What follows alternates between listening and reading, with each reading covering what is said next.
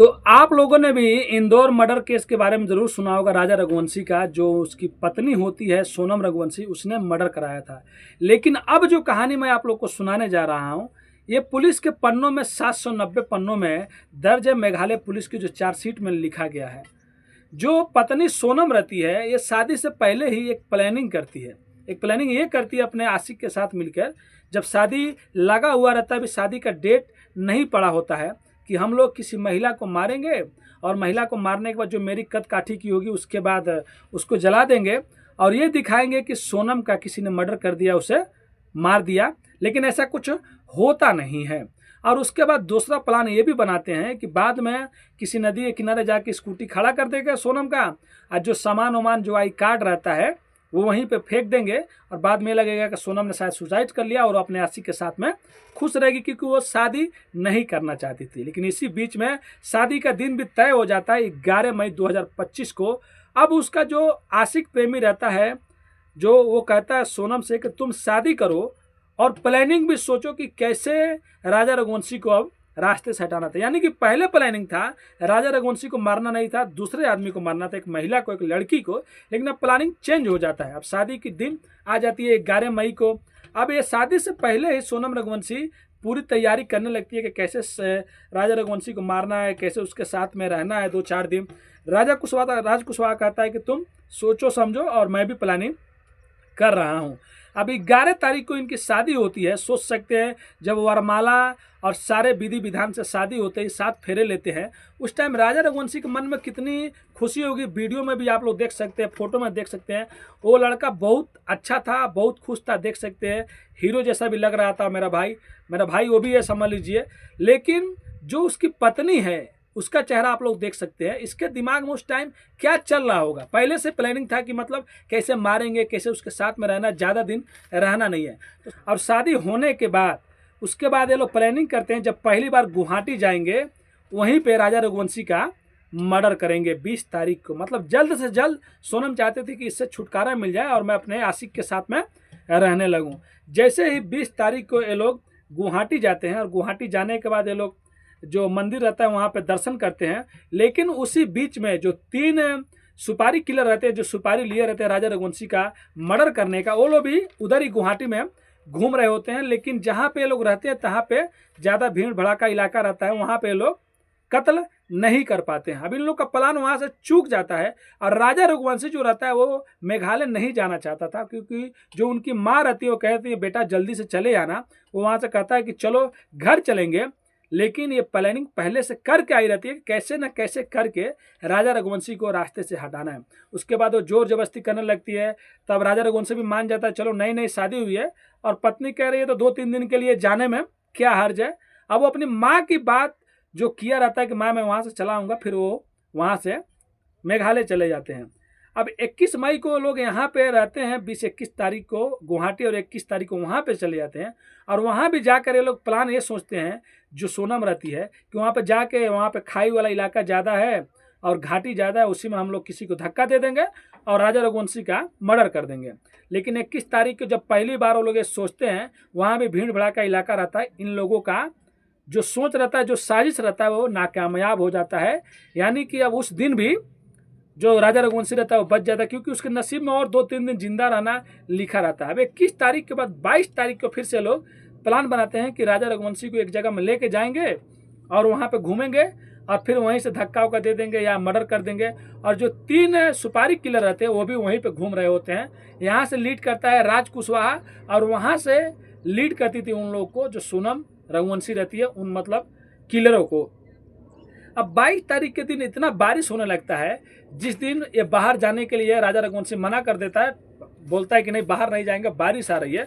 उसके बाद 21 तारीख को भी जो फेल हो गया रहता है, 22 तारीख को भी इसका जो मतलब साजिश रहता है वो भी फेल हो गया रहता है। उसके बाद 23 तारीख को ये एक वहीं पे एक जगह होता है जो तीसरी बार होता है 22 मई को, जो सोहरा इलाके में एक वाटरफॉल रहता है जहाँ पे हमेशा सन्नाटा रहा करता था। और जहाँ पे पानी गिरता है वहाँ पे कुछ सीढ़ियाँ नीचे जाने आने में तो लोग ज़्यादा जाते नहीं, क्योंकि हफ्टपे भी पकड़ लेता है, हाफने लगते हैं लोग। इससे पहले उसी में का एक किलर जाके वहाँ पर रैंकिंग करके भी आ गया रहता है और सोनम को पूरी बातें बता दिया रहता है कि अगर वहाँ पर उसको मारेंगे, धक्का देंगे तो कोई भी जानेगा नहीं, वहाँ पर अक्सर ज़्यादा लोग नहीं जाते हैं।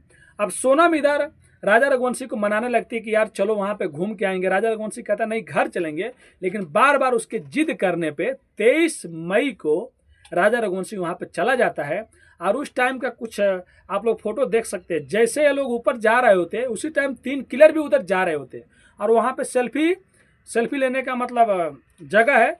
वहाँ पे एक जो किलर है वो सेल्फी ले रहा है, दूसरा आदमी लोग उसका फोटो खींच रहा है और ये भी सेल्फी के बहाने वहीं पे खड़ी हो जाती है और ये इशारा करती है, जो उसमें का एक किलर रहता है, और इशारा करने के बाद तुरंत वो एक कुल्हाड़ी जैसा रहता है जिसको मेघालय में लोकल भाषा में दाब कहते हैं, उसी से राजा रघुवंशी पे वार कर देता है। इतनी जोर से वार करता है कि खून स्पीड से बहने लगता है, वो चिल्लाने लगता है और कुछ जो रहते हैं किलर वो दूर पे खड़े रहते हैं, देखते हैं कोई आ तो नहीं रहा है, जिसमें सोनम रघुवंशी भी रहती है। और जब दूसरा वार होता है, दूसरा कुल्हाड़ी से स्पीड में वही आदमी करता है, तो सोनम रघुवंशी पीछे मुड़ जाती है और देखती नहीं, कुछ दूर चली जाती है और उसके बाद कुछ मिनटों के बाद इशारे में बात करती है कि शायद वो जिंदा है कि मर गया। वो लोग कहते हैं कि मर गया। तब पास में आती है और खुद हेल्प करती है, उस लाश को खाई में फेंकवा देती है और बाद में वहाँ से वो एक कातिल को अपने स्कूटी पे बैठाती है जो रेंट पे लिया गया रहता है, और 2 कातिल एक और बाइक पे बैठते हैं और वो लोग यहाँ से चले जाते हैं। और जाने के बाद वहाँ से फिर से जो सोनम रघुवंशी रहती है वो अपने इधर इंदौर आ जाती है और इसके बाद इंदौर आने के बाद यहाँ पे भी 2-3 आदमी लोग हेल्प करते हैं। खुद चार्जशीट में सब चीज़ लिखा गया रहता है। तो सोच सकते हैं शादी से पहले वो 2 आदमी को मारने की प्लानिंग करती है, मतलब एक महिला को, फिर बाद में अपने आप को कि मैं नदी में दिखा दूंगी।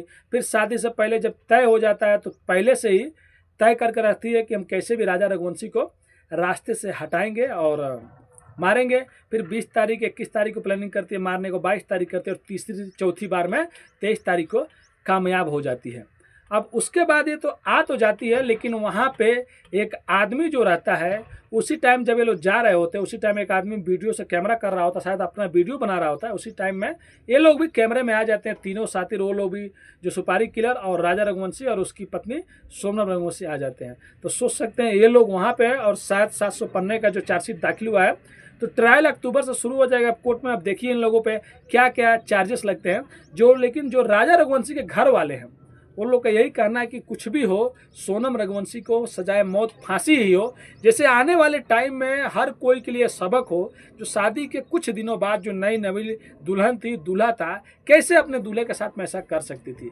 अगर सोनम चाहती थी तो शादी से पहले भाग सकती थी, शादी के बाद भाग सकती थी, लेकिन राजा रघुवंशी इतना अच्छा लड़का था, उसके घर वाले भी अच्छे थे, फिर मारने की क्या जरूरत थी। अब तो खुद जिंदगी भर जेल में सड़ेगी और उसका आशिक भी राज कुशवाहा शायद जेल में ही सड़ेगा, और जो 3 आदमी लोगों ने साथ दिया था वो भी जिंदगी भर जेल में ही शायद सड़ते रहेंगे। तो देखिए अब ट्रायल चालू होने वाला है और मेघालय पुलिस खुद कह रही है कि केस बहुत तगड़ा है, बचने की कोई गुंजाइश ही नहीं है और सज़ा भी बहुत ज़्यादा तगड़ा ही मिलेगा, क्योंकि इसमें मेघालय का भी बहुत मतलब बेइज्जती हुआ कि मेघालय में कोई जाके टूरिस्टम एरिया है, वहाँ पे कोई आदमी ने मार दिया और राजा रघुवंशी गायब हो गया, फिर सोनम नहीं मिल रही थी। फिर बाद में तो सच्चाई सामने है कि पत्नी ही मेन किलर थी, पत्नी ही मेन साजिशकर्ता थी, जो पत्नी ही मेन एक्टिविस्ट है जो इस केस में, और दूसरा नंबर पे उसका प्रेमी राज कुशवाहा, और उसके बाद तीसरा चौथा 5वां नंबर पे जो लोग ने हत्या किया वो लोग, लेकिन पहला पे सोनम रघुवंशी। तो घर वाले मांग यही कर रहे हैं। तब देखिए अगले महीने सब सच्चाई में और क्या सामने आता है। जो भी ट्रायल में होगा मैं आप लोग को ज़रूर बताऊंगा, लेकिन हर किसी से मैं एक चीज़ का विनती करता हूँ, लड़का हो या लड़की, अगर आपकी भी शादी कहीं हो रही है तो अपने पार्टनर से बात कीजिए, उससे पूछिए, कहीं रिलेशनशिप में, कहीं दोस्ती में है तो उसको छोड़ दीजिए, दूसरा कोई मिल जाएगा। लेकिन ये सब कदम कभी भी नहीं उठाना चाहिए, क्योंकि आप लोग के इस कदम उठाने के बाद किसी का भाई, किसी की बहन, किसी की बेटी, किसी का बेटा चला जाता है और उसके बाद आप लोग भी पीछे पीछे जेल में ज़िंदगी भर सड़ोगे। तो उससे अच्छा है कुछ भी प्रॉब्लम है तो अपने घर वालों से बात कीजिए, और नहीं घर वाले सुनते हैं तो पुलिस है, पुलिस से बात कीजिए और उसके बाद सही फैसला लीजिए। लेकिन कभी भी गलत कदम मत उठाइए। अगर बोलने में कुछ गलती हो जाए तो अपने भाई को माफ़ कर दीजिएगा।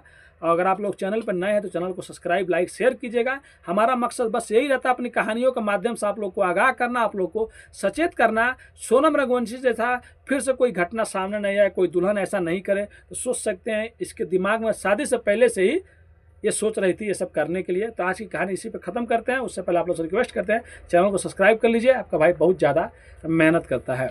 धन्यवाद।